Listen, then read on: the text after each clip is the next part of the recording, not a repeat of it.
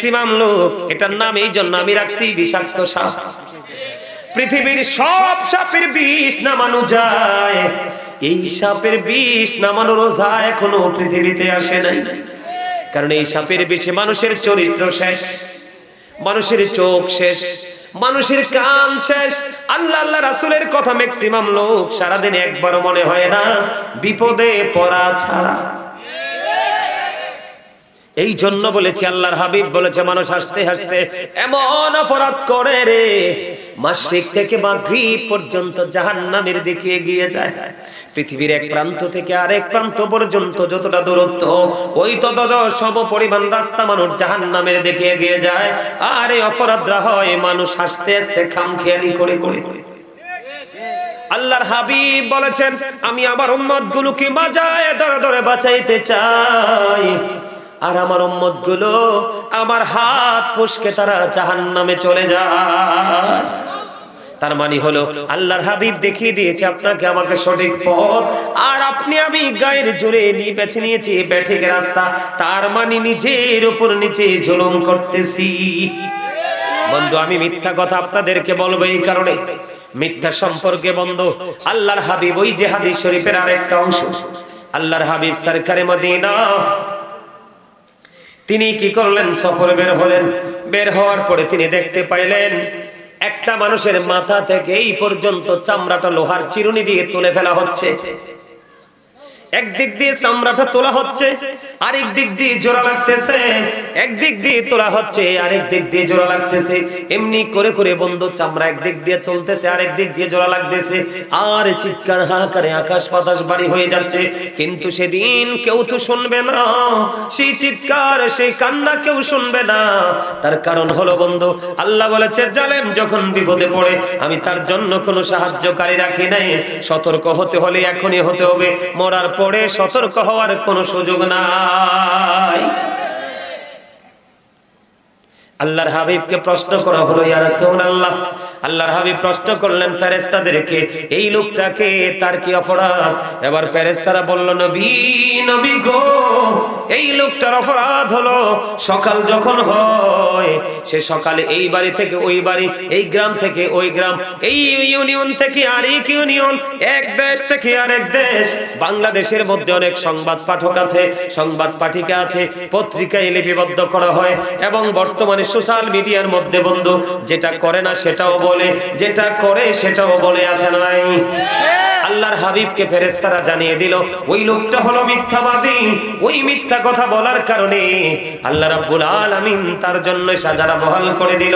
একদিক দিয়ে চামড়াটা জিন্দা অবস্থায় তুলে ফেলা হচ্ছে, আরেক দিক দিয়ে জোড়া লাগতেছে। এমনি করে করে তার সাজাটা কন্টিনিউ চলমান আছে। জোরে জোরে বলেন না নাউজুবিল্লাহ। সূরা ইউনূসের 44 নম্বর আয়াত আল্লাহ বলেছেন, ইন্নাল্লাহা লা ইয়াজলিমুন নাস, আল্লাহ বলেছেন আল্লাহ রাব্বুল আলামিন বান্দার উপর অত্যাচার করে না। শাইয়্যা ওয়ালাকিন্নান নাস আনফুসাহুম ইয়াজলিমুন, মানুষ নিজের উপর জুলুম অত্যাচার করে। যেরকম নাউজুবিল্লাহ। আল্লাহ বান্দার উপর অত্যাচার করে না, বান্দার উপর জুলুম করে না, বান্দা নিজের উপর জুলুম করে। সূরা ইউনূসের 44 নম্বর আয়াতে আল্লাহ রাব্বুল আলামিন বলে দিয়েছেন, আল্লাহ আরো বলে দিয়েছেন, আল্লাহু লা ইউহিব্বুজ জালিমিন, যারা অত্যাচার করে আল্লাহ অত্যাচারীকে ভালোবাসে না। সবচেয়ে বড় দুঃখজনক খবর হলো আল্লাহ রাব্বুল আলামিন জানিয়ে দিয়েছেন, ওয়া মালিজ জালিমিনা মিন আনসার। আল্লাহ রাব্বুল আলামিন বলে দিয়েছে, বন্ধু জালেমরা যখন বিপদে পড়ে যায় রে, জালেমদের যখন চারপাশে প্রতিকূলতা ঘিরে ফেলে, আল্লাহ রাব্বুল আলামিন জানিয়ে দিয়েছে জালেমদের জন্য কোনো সাহায্যকারীও নাই। জোরে জোরে বলেন না নাউজুবিল্লাহ। আমার ওয়াজ কি মনে আছে আপনাদের? সব কিছু তুলে ধরা হবে আপনার চোখের সামনে, কে কি করেছি আর কি করিনি সব বন্ধু জানতে পারবো। সেদিন কিন্তু নেগেটিভ সাইডে যদি আপনার আমার আমলটা চলে যায়, দৌড় দিয়ে পালাতে পারবো না। আল্লাহ বলেছেন ধরবো খুব শক্তভাবে, হিসাব নেওয়া হবে চুকিয়ে চুকিয়ে। বাঁচতেও পারবা না, মরতেও পারবা না, ওখান থেকে পালাইয়াও যাইতে পারবা না। আল্লাহ বলে বান্দা, সেই দিন দোষটা তুমি কারো উপর দিতেও পারবা না, কারণ জুলুমটা তুমি নিজেই নিজের উপর করেছো। আমি জানিয়ে দিয়েছি। আবার গোলামেরা, আমার হাবিবের প্রেমিকেরা তোমাদেরকে কখনো স্টেজে বসে বসে, কখনো মসজিদের মিম্বরে দাঁড়িয়ে দাঁড়িয়ে, কখনো বা কোনো বিয়ে বাড়িতে, কখনো বা কোনো দোয়ার আয়োজনে তারা তোমাদেরকে এই বিষয় সম্পর্কে ইনস্ট্রাকশন দিয়েছিল। তোমরা তাদের এই কথাগুলোকে গ্রহণ করনি, কন্টিনিউয়াসলি তোমরা ইগনোর করেছো। ঠিক কিনা বলেন? আল্লাহ বলেছেন এই জন্য জালেম যারা, তাদেরকে আল্লাহ ভালোবাসে না। জালেমদেরকে আমার আল্লাহ সঠিক পথ দেখায় না। জালেমরা যখন বিপদে পড়ে যায়, আল্লাহ বলেছেন তাদের জন্য কোনো সাহায্যকারীও রাখে না। জোরে জোরে বলেন না নাউজুবিল্লাহ। আরো জোরে বলেন নাউজুবিল্লাহ। আপনাদের সমাজে মানুষ সুদ খায়নি? খায়। ওমর খোদা বেশি খায়। আল্লাহ রে, খাইছে না? আপনারা আমার দিকে তাকান, আমি পয়েন্টগুলো শুধু ফাইন্ড আউট করব, কিভাবে আমরা নিজের উপর নিজে জুলুম করি, নিজের উপর নিজে কেমন করে অত্যাচার করি। এটা আপনারা বুঝে নেওয়ার চেষ্টা করেন বন্ধু। কেন আমি সুদের কাছে প্রথমে আসলাম? কারণ আমার বিষয় হলো কবর এবং হাসর। এই বিষয় নিয়ে আমাকে আলোচনা করতে বলা হয়েছে বন্ধু। আমার দিকে তাকান। এই কারণে সুদ নিয়ে আমি শুরুতেই কথা বললাম, কারণ বাংলাদেশে বড় বড় রাঘবরা সুদখোর। সমাজের মধ্যে বড় বড় ম্যাক্সিমাম বড় বড় বিল্ডিং ওয়ালা সুদের টাকায় বিল্ডিং উঠায়। আছে না নাই? দেশের মধ্যে, গ্রামের মধ্যে বড় বড় সুদখোরদের আওতায় থাকে মসজিদের খতিব সাহেব। আছে না নাই? আমি আপনাদেরকে বলবো, আপনারা গভীরভাবে বড় বড় করবো না, টপিক আকারে আলোচনা করবো। হাদিস শরীফের মধ্যে এসেছে, আল্লাহর হাবিব বলেছেন, লা তাকবালু সালাতুন বিগাইরি তুহুর ওয়ালা সাদাকাতুম মিন গুলুল।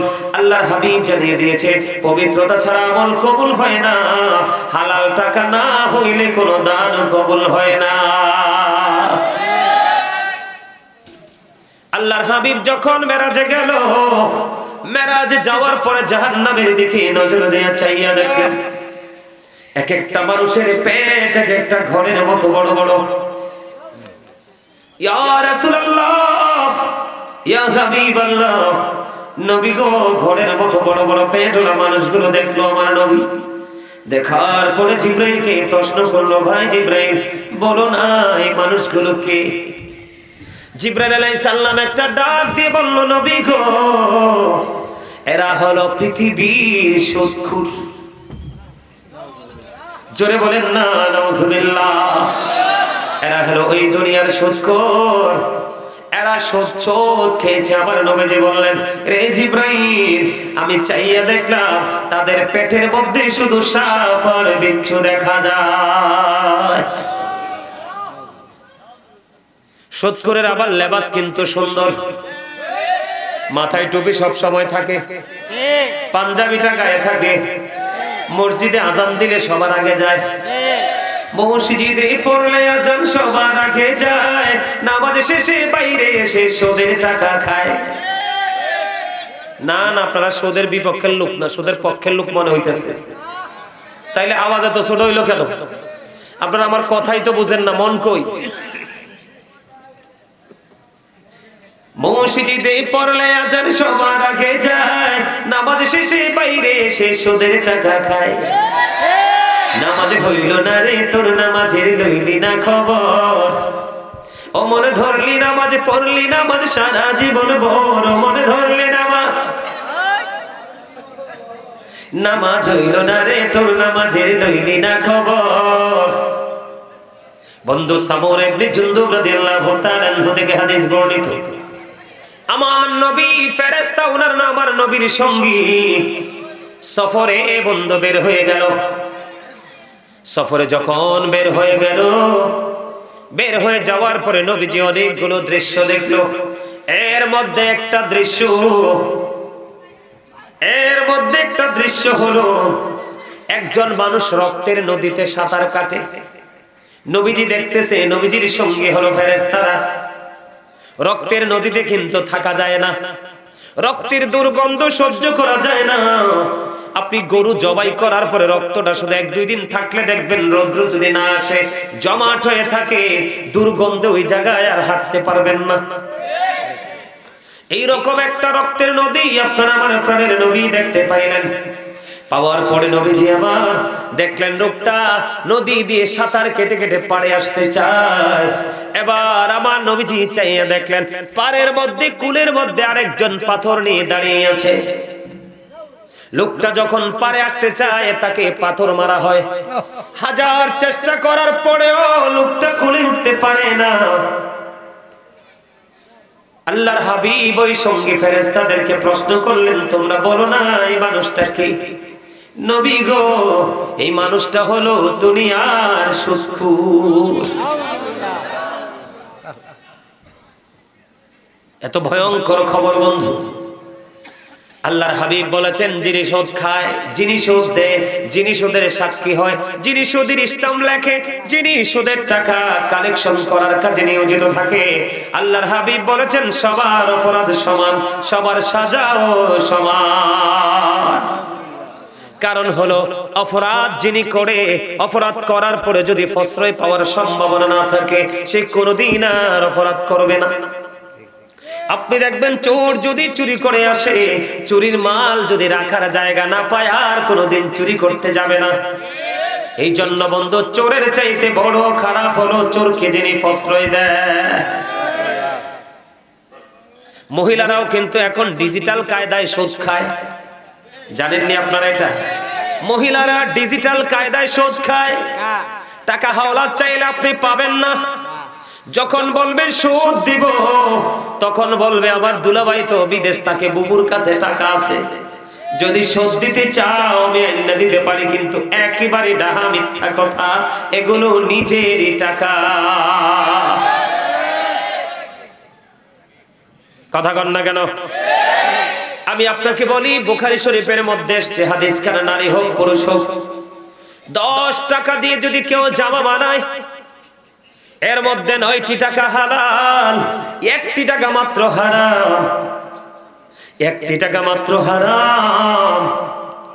আল্লাহর হাবিব বলেছেন 9 টাকার সাথে 1টি টাকা হারাম তুমি যুক্ত করে দিলা, 9 টাকা হালাল। 1টি টাকা 9 টাকার সাথে লাগার কারণে বাকি 9 টাকাও হারাম হয়ে গেছে। কিয়ামত পর্যন্ত তুমি নামাজ পড়তে পারবা, এই জামা পরে কোনোদিন আল্লাহর দরবারে তোমার এই নামাজ কবুল হবে না। জোরে জোরে বলেন নাউজুবিল্লাহ। এরকম সৎকর আপনার আমার দুনিয়ায় আছে না নাই? আপনাদের এই শাইখদার গ্রামের মধ্যে বন্ধু জোর জবরদস্তি করে জায়গা দখল করতে চায়, বাড়ি দখল করতে চায়, এমন লোক আসেনি? আসেনি? লাঙ্গল দিয়ে ঠেলে ঠেলে আইল বন্ধ ভেঙ্গে নিজের দিকে নিয়ে যায়, আছে না নাই? জোর করে বিঘায় বিঘায় যাওয়ার জমি দখল করে, আছে না নাই? আমার দিকে তাকান, আল্লাহর হাবিব হাদিস শরীফের মধ্যে এসেছে বন্ধু, আল্লাহর নবী সরকারে মদিনা তিনি বলেছেন, পৃথিবীর বুকে যদি কোনো জালেম 1 বিঘা পরিমাণ কারো কাছ থেকে বন্ধু জোর করে দখল করে, আমি কিন্তু আপনাদেরকে কোন পাপের কোন সাজা এগুলো বুঝাচ্ছি, সমষ্টিগত ভাবে পড়ে আযাব সম্পর্কে একটু বলবো, মৃত্যুর যন্ত্রণা সম্পর্কে একটু বলবো বন্ধু।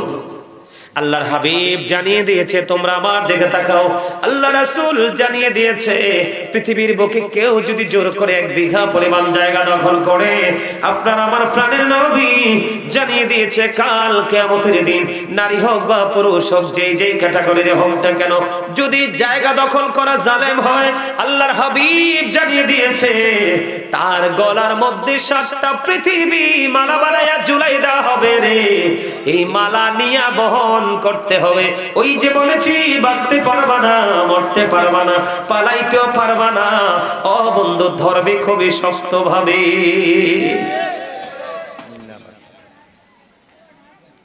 আমি আপনাদেরকে বলি, জান্নাতের মধ্যে যে একটা চাবুক রাখার জায়গা, পৃথিবী এবং পৃথিবীর মধ্যে যা কিছু আছে সব কিছুর চাইতে উত্তম আপনি বিশাল জায়গা পাবেন জান্নাতে। পৃথিবীতে জোর করে জায়গা দখল করার দরকার নাই, কারণ এই জায়গাটা হলো পরের জায়গা, পরের জমি, ঠিক না বলেন?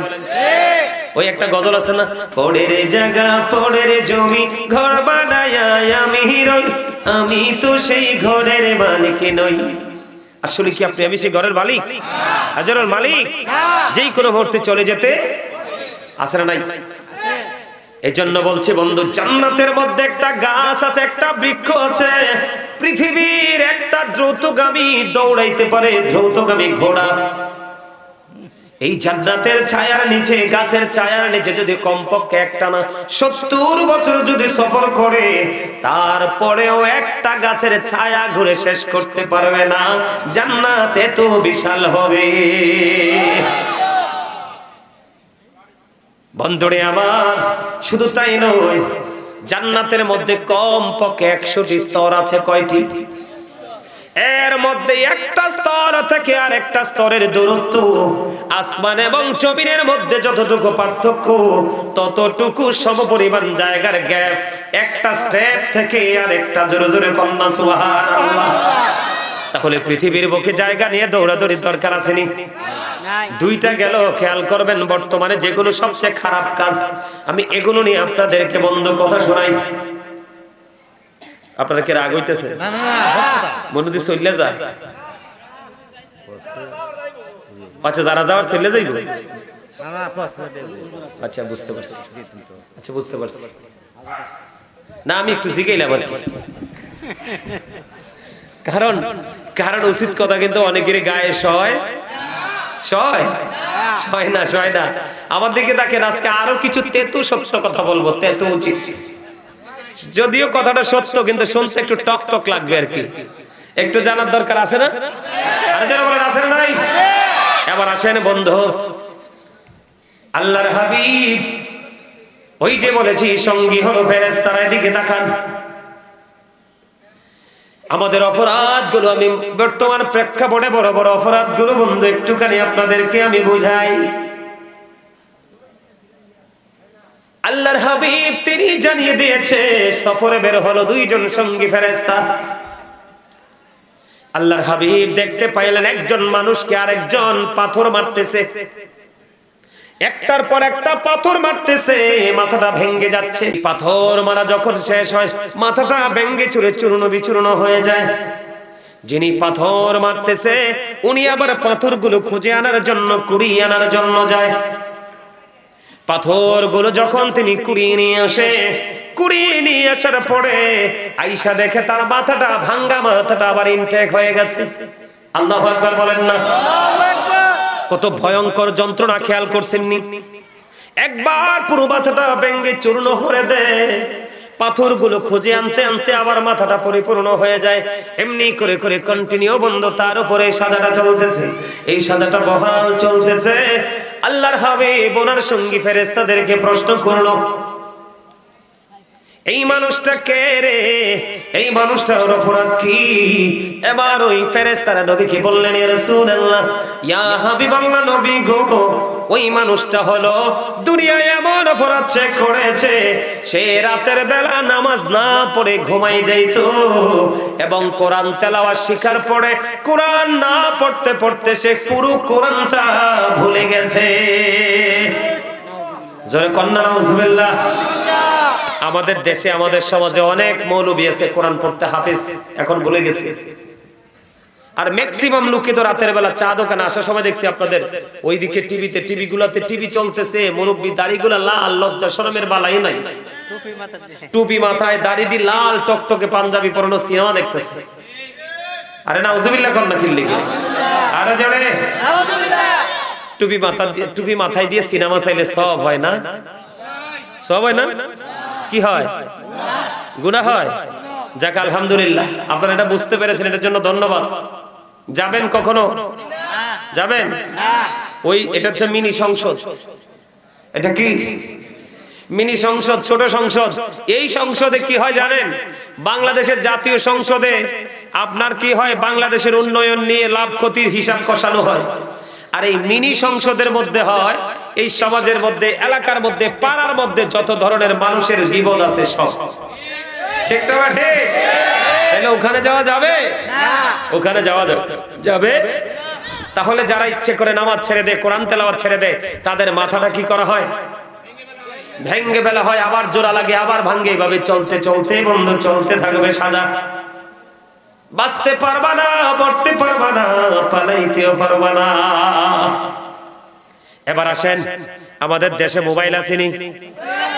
হ্যাঁ আছে। কই আছে? আপনার কটিয়াদি একটা কথার কথা কি আছে? কটিয়াদি যখন বলে তুই কই অথবা তুমি কই, কয় আমি আছি শাহেদার। এই মিশা কথাটা বলে কিনা বলেন? ম্যাক্সিমাম লোক। এটার নাম এই জন্য আমি রাখছি বিষাক্ত সাপ। পৃথিবীর সব সাপের বিষ নামানো যায়, এই সাপের বিষ নামানোর ওঝা এখনো পৃথিবীতে আসে নাই। কারণ এই সাপের বিষে মানুষের চরিত্র শেষ, মানুষের চোখ শেষ, মানুষের কান শেষ। আল্লাহ আল্লাহ রাসূলের কথা ম্যাক্সিমাম লোক সারাদিন একবারও মনে হয় না বিপদে পড়া ছাড়া। এই জন্য বলেছি, আল্লাহর হাবিব বলেছে, মানুষ হাসতে হাসতে এমন অপরাধ করে রে, মাশরিক থেকে মাগরিব পর্যন্ত জাহান্নামের দিকে এগিয়ে যায়। পৃথিবীর এক প্রান্ত থেকে আরেক প্রান্ত পর্যন্ত যতটা দূরত্ব, ওই তত সম পরিমাণ রাস্তা মানুষ জাহান্নামের দিকে এগিয়ে যায়। আর এই অপরাধরা হয় মানুষ হাসতে হাসতে খামখেয়ালি করে করে। আল্লাহর হাবিব বলেছেন, আমি আমার উম্মতগুলোকে বাঁচায় ধরে ধরে বাঁচাইতে চাই, আর আমার উম্মত গুলো আমার হাত পুশকে তারা জাহান্নামে চলে যায়। তার মানে হলো আল্লাহর হাবিব দেখিয়ে দিয়েছে আপনাকে আমাকে সঠিক পথ, আর আপনি আমি গায়ের জোরে নিয়ে বেছে নিয়েছি ব্যাঠিক রাস্তা। তার মানে নিজের উপর নিচে জুলুম করতেছি। বন্ধু আমি মিথ্যা কথা আপনাদেরকে বলবো এই কারণে, মিথ্যা সম্পর্কে বন্ধু আল্লাহর হাবিব, ওই যে হাদিস শরীফের আরেকটা অংশ, আল্লাহর হাবিব সরকারে মদিনা তিনি কি করলেন, সফরে বের হলেন। বের হওয়ার পরে তিনি দেখতে পাইলেন একটা মানুষের মাথা থেকে এই পর্যন্ত চামড়াটা লোহার চিরুনি দিয়ে তুলে ফেলা হচ্ছে। একদিক দিয়ে চামড়াটা তোলা হচ্ছে, আরেক দিক দিয়ে জোড়া লাগতেছে। একদিক দিয়ে তোলা হচ্ছে, আরেক দিক দিয়ে জোড়া লাগতেছে। এমনি করে করে বন্ধু চামড়া একদিক দিয়ে চলতেছে, আরেক দিক দিয়ে জোড়া লাগতেছে। আর চিৎকার হাহাকারে আকাশ বাতাস বাড়ি হয়ে যাচ্ছে। কিন্তু সেদিন কেউ তো শুনবে না, সেই চিৎকার সেই কান্না কেউ শুনবে না। তার কারণ হলো বন্ধু, আল্লাহ বলেছে জালেম যখন বিপদে পড়ে আমি তার জন্য কোনো সাহায্যকারী রাখি নাই। সতর্ক হতে হলে এখনই হতে হবে, মরার পরে সতর্ক হওয়ার কোনো সুযোগ নাই। আল্লাহর হাবিবকে প্রশ্ন করা হলো, ইয়া রাসূলুল্লাহ, আল্লাহর হাবিব প্রশ্ন করলেন ফেরেশতাদেরকে, এই লোকটাকে তার কি অপরাধ? এবার ফেরেশতারা বলল, নবী নবী গো, এই লোকটার অপরাধ হলো সকাল যখন হয় সে সকালে এই বাড়ি থেকে ওই বাড়ি, এই গ্রাম থেকে ওই গ্রাম, এই ইউনিয়ন থেকে আরেক ইউনিয়ন, এক দেশ থেকে আরেক দেশ। বাংলাদেশের মধ্যে অনেক সংবাদ পাঠক আছে, সংবাদ পাঠিকা আছে, পত্রিকায় লিপিবদ্ধ করা হয়। এবং বর্তমানে সোশ্যাল মিডিয়ার মধ্যে বন্ধু যেটা করে না সেটাও বলে, যেটা করে সেটাও বলে, আছে নাই? আল্লাহর হাবিবকে ফেরেশতারা জানিয়ে দিল ওই লোকটা হলো মিথ্যাবাদী। ওই মিথ্যা কথা বলার কারণে আল্লাহ রাব্বুল আলামিন তার জন্য সাজারা বহাল করে দিল। একদিক দিয়ে চামড়াটা জিন্দা অবস্থায় তুলে ফেলা হচ্ছে, আরেক দিক দিয়ে জোড়া লাগতেছে। এমনি করে করে তার সাজাটা কন্টিনিউ চলমান আছে। জোরে জোরে বলেন না নাউজুবিল্লাহ।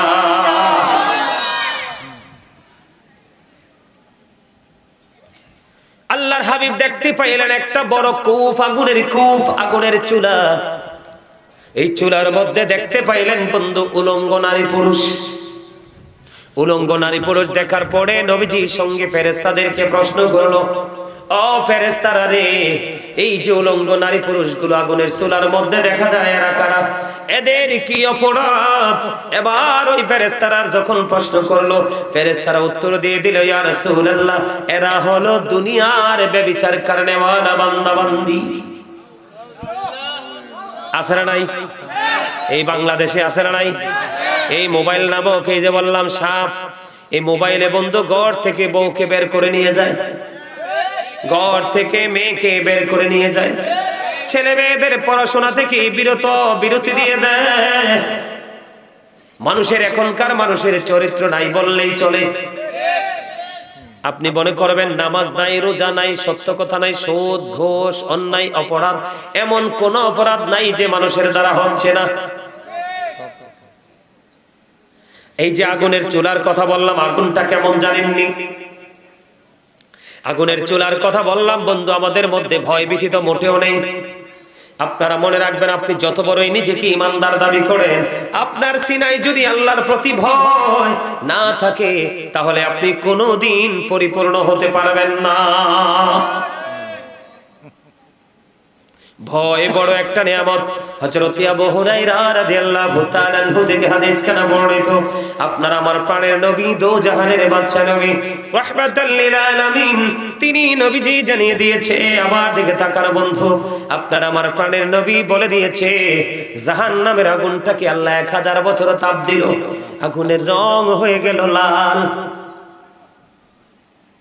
রে সাজদারের মানুষ, আমার ভাই, আমার বাবা, আমার মা বোনদেরকে ডেকে ডেকে বলছি গো, হৃদয়ের জানালা খুলে তোমরা শোনো, কেমন করে সহ্য করবা সেই দিনে আগুনের জ্বালা। 1000 বছর আগুনকে তাপ দেওয়া হলো, আগুনের রং হয়ে গেল লাল। আবার আল্লাহ কয় না না, বান্দাগুলো যেই পরিমাণ অন্যায় করবে, বান্দাগুলো যেই পরিমাণ অপরাধ করবে, বান্দাগুলো যেই পরিমাণ বিশ্বাসঘাতকতা করবে, বান্দাগুলো যেই পরিমাণ কোরআন হাদিস বিরোধিতা করবে, বান্দাগুলো যেই পরিমাণ আমার হাবিবের সাথে বেয়াদবি করবে, এই 1000 বছর তাপ দেওয়া আগুন দিয়ে কোনো লাভ হবে না। আল্লাহ বলতেছেন আরো 1000 বছর আগুনটাকে তাপ দিলেন, আগুনের রং হয়ে গেল বন্ধু সাদা। আল্লাহ কয় না না, এই আগুনও হবে না, আরো ভয়ঙ্কর, আরো তীব্র করতে হবে। তীব্র থেকে তীব্রতর করে আল্লাহ রাব্বুল আলামিন আগুনটাকে বলে আরো তপ্ত করলেন, আরো 1000 বছর তাপ দিলেন, আগুনের রং হলো বন্ধু কালো। জোরে বলেন না নাউজুবিল্লাহ। এই জাহান্নামের আগুন আপনাকে আমাকে করে করে খাবে। একবারে জাহান্নামের একবারে ছোট্ট আযাব, কম আযাব হলো আগুনের এক জোড়া জুতা। আগুনের এক জোড়া জুতা পরিয়ে দেওয়া হবে। বিয়ে বাড়িতে গোশত উতরায় যে দেখেন না, মৃত্যুবার্ষিকীতে বড় আয়োজন যারা করে, গোশত যে উতরায়, আওয়াজ পাননি ড্যাগের। কুরবানির ঈদের দিন গরিব ধনী সবার ঘরে মোটামুটি গোশতের পাতিলে নাচে গোশত, তার মানে টকবক টকবক করে উতরাইতে থাকে।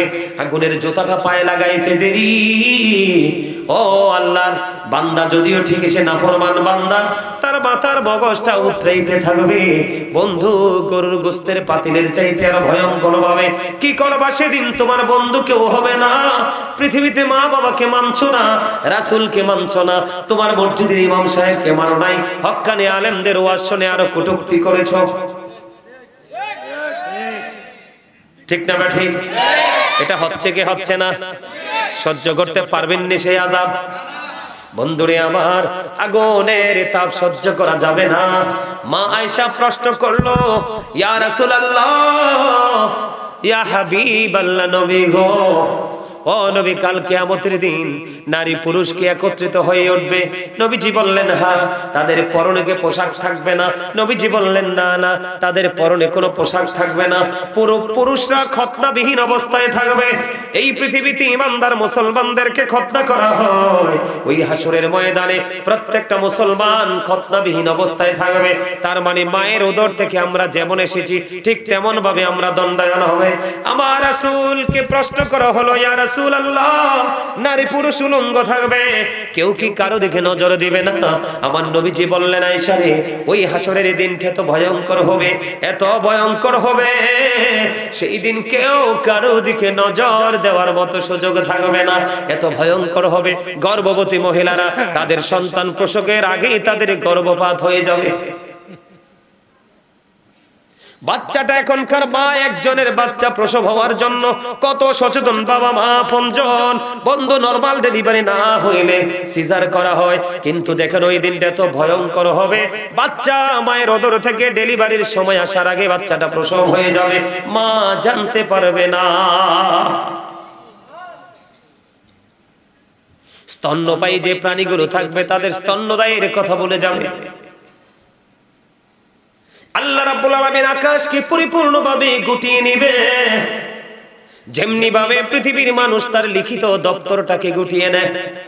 পাহাড়ের অস্তিত্ব থাকবে না, আকাশ ভেঙে চলে যাবে, তারকাগুলো বিক্ষিপ্ত হবে, সমুদ্রটা উদ্বেলিত হয়ে যাবে, সূর্যটা মাথার উপরে থাকবে, ফুলছে রাতের ফুলটা 30,000 বছরের রাস্তা হবে, প্রত্যেকটা মানুষের কবর থেকে হাসরের ময়দানটা কমপক্ষে 50,000 বছরের রাস্তা হবে।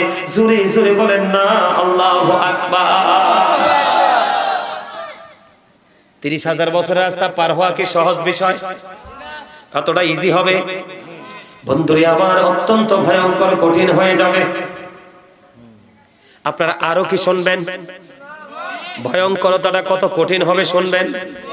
বন্ধু আমার দিকে তাকান, ভয়ঙ্করতাটা এত বেশি ভয়ঙ্কর হবে, আপনার আমার প্রাণের নবী জানিয়ে দিয়েছে।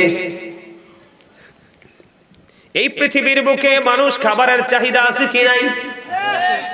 টাকা হইলে বন্ধু কেউ গরুর গোস্ত, কেউ উটের গোস্ত, কেউ খাসির গোস্ত, আছে না নাই?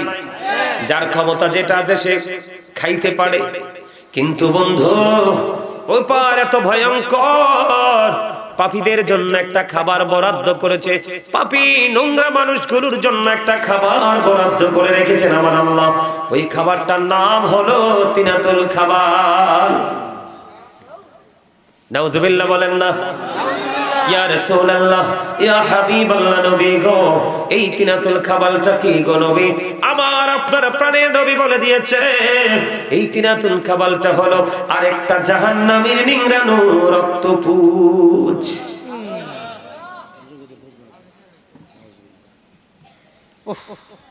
এরপরেও মনে চায় বাড়ি বসে থাকতে, এরপরেও মনে চায় ঘরে বসে থাকতে।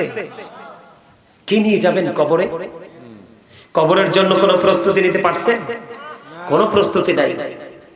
শুধু সন্তানদের ভবিষ্যৎ নিয়ে কিভাবে ভালো খাওয়া যায়, ভালো পড়া যায়, শুধু আমরা সেই প্রত্যাশায় আছি। এই আমার দিকে তাকান, কোরআন শরীফের 19 পারা সূরা শুআরার 88 নম্বর আয়াতে আল্লাহ বলেছেন, ইয়াউমা লা ইয়ানফাউ মালু ওয়ালা বানুন ইল্লা মান আতাল্লাহা বিকলবিন সালিম। এই ওপারে আপনার সন্তান সন্ততি ধন সম্পদ কোনো কাজে আসবে না বন্ধু, কিন্তু যিনি সুস্থ অন্তর নিয়ে যাবে তিনি ব্যতীত। যে সুস্থ অন্তর নিয়ে যাবে তার কোনো ভয় নেই, তার কোনো চিন্তা নেই, তার কোনো টেনশন নেই, কারণ আল্লাহ রাব্বুল আলামিন তাকে তার বন্ধু বানাই ফেলছে। সুবহানাল্লাহ বলেন না। কারণ সে নামাজের সময় নামাজ পড়েছে, দান করার সময় দান করেছে, খাবার খাওয়ার সময় খাবার খেয়েছে, ঘোরার সময় ঘুরেছে, যখন যেটা করার সেটাই করেছে, একটার সময় আর একটা করেনি। তিনাতুল খাবাল কোনো মুমিন খাইতে পারবে না। আল্লাহ বলেছেন এই তিনাতুল খাবালটা বরাদ্দ করে দেখলাম। আল্লাহ রাসূল আমাদেরকে জানিয়ে দিলেন, এদিন বলতে পারবেন না খাবো না, আর বলতে পারবেন না আল্লাহ মরণ দাও, আমি মরে যাই, এই যন্ত্রণা থেকে বেঁচে যাব। আল্লাহ আগেই বলেছে বাঁচার সুযোগ নেই, মরার সুযোগ নেই, পালিয়ে যাওয়ারও কোনো সুযোগ নাই। আমাদের এই মানুষ পানির তৃষ্ণা লাগে কি লাগে না? আমরা পানির পিপাসা লাগলে পাগল হই কি হই না? পানির পিপাসা লাগলে পাগল হয়ে যাই। আল্লাহর হাবিব বলে দিয়েছে, বান্দা থেকে যদি আমরা বাঁচতে চাই তাহলে আমরা বাঁচার মতো কাজ করতে হবে। এই খাতা কলম দেন না বসো কি লেগে? কিসের জন্য? মাহফিলের জন্য। এনে মানুষ দেয়নি, দেয়। আপনারা কি দিবেন মাহফিলের জন্য কিছু টাকা? চাইলে সাহায্য চাইলে দিবেন? ও মা, আমি কি কইছি আপনাকে আপনার বাড়ি বিক্রি করে দেয়? আমি কি কইছি আপনি বিপদে পড়া মসজিদে মাহফিলে দান করেন? এটা কি কইছি আমি? তো কথা বলেন না যে। এই মিয়া, ইসলাম কত সুন্দর, আমার নবীর আদর্শ কত সুন্দর। দেখেন আল্লাহর হাবিব একদিন তার অসুস্থ এক সাহাবীকে দেখতে গেল। আল্লাহর হাবিব অসুস্থ সাহাবীকে দেখতে যাওয়ার পরে ওই সাহাবী ডেকে ডেকে বলে, ইয়া রাসূলুল্লাহ, আমার যে সম্পদ আছে আমি সবগুলো আল্লাহর রাস্তায় ব্যয় করে দিব। নবীজি বললেন, না, খেয়াল করেন, না, সবগুলো ব্যয় করতে হবে না। ইয়া রাসূলুল্লাহ, আমি অর্ধেকটা দান করব। কি কথা কর না কেন? আমি অর্ধেক দান করব। কি করব?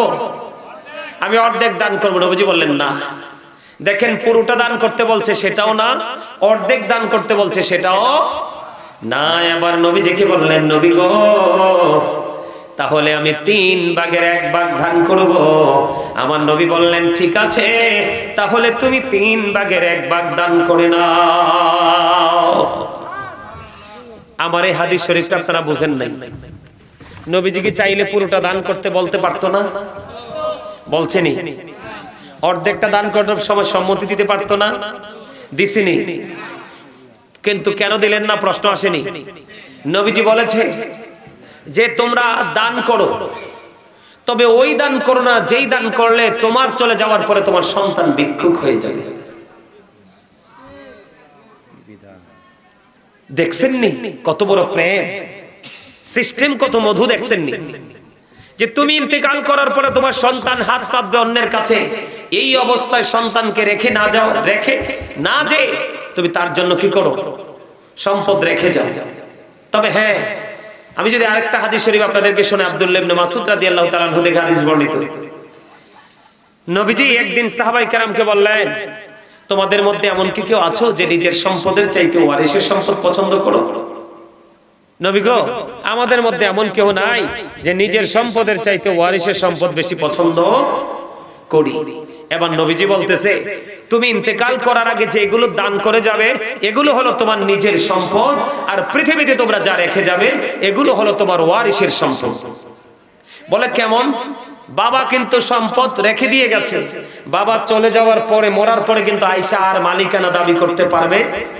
আপনি যদি বাবার জন্য খরচ নাও করেন, বাবা কিছু করতে পারবে না। এই জন্য রাসূল বলেছে, তুমি মরার পরে তোমার সন্তান তোমার জন্য দান করবে।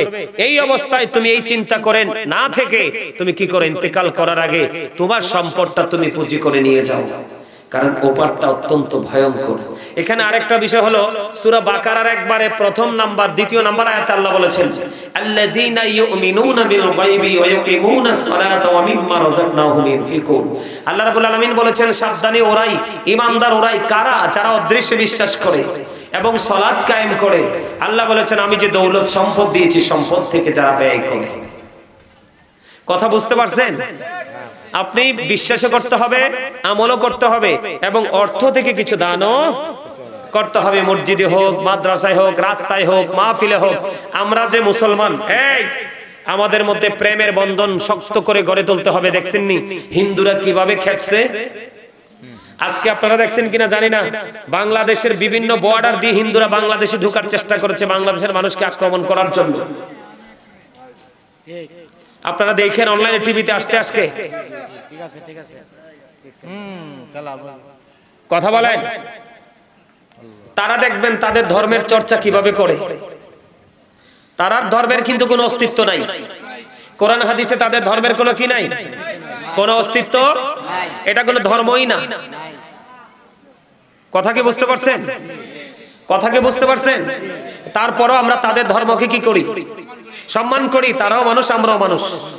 তারা তাদেরটা নিয়ে থাকুক, আমরা আমরাটা নিয়ে থাকি। কিন্তু আমরা যে মুসলমান হয়েছি নামের, কাজের না। আমরা মসজিদের ক্ষেত্রে হাত এইভাবে, কথা বলে না কেন? আসলে নাই। এই মাহফিলটা কি আপনাদের লাভ না লস? কেমন লাভ? আপনারা আজকে যে ওয়াজ শুনছেন, উপকার পাইছেন কি পাইছেন না? কিছু শিখছেন কি শিখছেন না? যদি সত্যিকারের বিবেকবান হন, আগামী দিন থেকে আপনাদের অন্যায় করতে হাত কাঁপবে। অন্যায় করতে গেলে আজকের এই পরিবেশটা আপনাদের চোখে পড়বে যে হুজুর একাধিকবার বলেছে, শব্দটা আমার কানে বাজে, আমি কোন অপরাধ। এই জিন্স প্যান্ট ওলা, এদিকে চাও। তোমার যে ফ্যান পড়ছো, এই ফ্যান তো তোমার দোজখে নিয়ে যাইবো। আও তুমি এবারে দেখাইও না, তুমি কি তাই এক গুছা আরেক গুছারে কসু জইয়া, ঠিক কিনা বলে? জিন্স প্যান্ট পরা যাবে না। আমার দিকে তাকাও, প্যান্ট, লুঙ্গি, পায়জামা, trouser, jeans pant, gabardine pant, যেটাই বলো তুমি, উপর দিয়ে থাকবে নাভি বরাবর, নিচে দিয়ে থাকবে টাকনুর। এইভাবে পোশাক পরা ফরজ। এটার বাইরে গেলেই জাহান্নাম। বুখারী শরীফের মধ্যে আসছে, ইচ্ছে করে অহংকার করে যারা টাকনুর নিচে লুঙ্গি, প্যান্ট, পায়জামা যেটাই হোক, নাভির নিচে টাকনুর নিচে পড়বে, তার ঠিকানা জাহান্নাম। সম্মানিত উপস্থিতি, প্রত্যেকটা সেক্টরকে আমরা নোংরা করে ফেলেছি, ইসলাম থেকে দূরে চলে গেছি, পৃথিবীর দিকে আসক্ত হয়ে গেছি। এই জন্য আমাদের অশান্তির কোনো শেষ। আগামী আমি আর আলোচনা করব না। বাবারে বাবা, ঘড়ি মনে হয় আমার সাথে পাল্লা দিয়ে দৌড়াইতেছে। আপনারা বলেন, আগামী বছর মাহফিলের জন্য কি আপনারা কিছু দান করবেন? হ্যাঁ, 1 টাকা দেওয়ার ক্ষমতাও আপনাদের নাই। হ্যাঁ, তারা কথা কয় না দি। আমার একজন চাচা এদিক দিয়ে বলছিল 500 টাকা দিবে। নবী হোসেন কই? আপনি? মাশাআল্লাহ, আল্লাহ গো, আমার চাচা নবী হোসেন উনি আগামী বছর মাহফিলের জন্য দিবে 4000 টাকা। মারহাবা। আল্লাহ আমার চাচা নবী হুসাইনকে তুমি কবুল করে নাও, জীবনের গুনাহ মাফ করে দাও, আয়াতের মধ্যে তুমি বরকত দিয়ে দাও। আল্লাহ আপন স্বজনের কবর আযাব তুমি বন্ধ করে দাও, দুনিয়ায় যারা বেঁচে আছে নেক হায়াত তুমি বাড়িয়ে দাও, ওনার ইনকামের মধ্যে আকাশ ছোঁয়া মর্যাদা তুমি বাড়িয়ে দাও, আমিন। এই 4000 টাকা লাগছে নি নবী হুসাইন? সবুজ ডাকেডা আপনি দি লাল পাক পাঞ্জাতনের মহব্বতে আমার ভাই সবুজ ভাই উনি দিবেন আগামী বছর মাহফিলের জন্য 5000 টাকা। আমার হাওয়া। আল্লাহ সবুজ ভাইকে তুমি কবুল করো, জীবনের গুনাহগুলি মাফ করো, হায়াতের মধ্যে তুমি বরকত দাও, মনে যত আশা সব আশা তুমি পুরা করে দাও। আল্লাহ দানের খবর তুমি সোনার মদিনায় পৌঁছায় দাও, আমিন। সুমন 2000 ভিডিওবাড়ি আগলাবাড়ি নূর আলী 500 কি নূর আলী, ওই যে উনি সবার আগে বলছে আমার চাচা নূর আলী, উনি আগামী বছর মাহফিলের জন্য দিবেন 500 টাকা। মারহাবা। সুমন আগলাবাড়ি 2000, সুমন আগলাবাড়ি সুমন দিবেন 2000 টাকা। মারহাবা।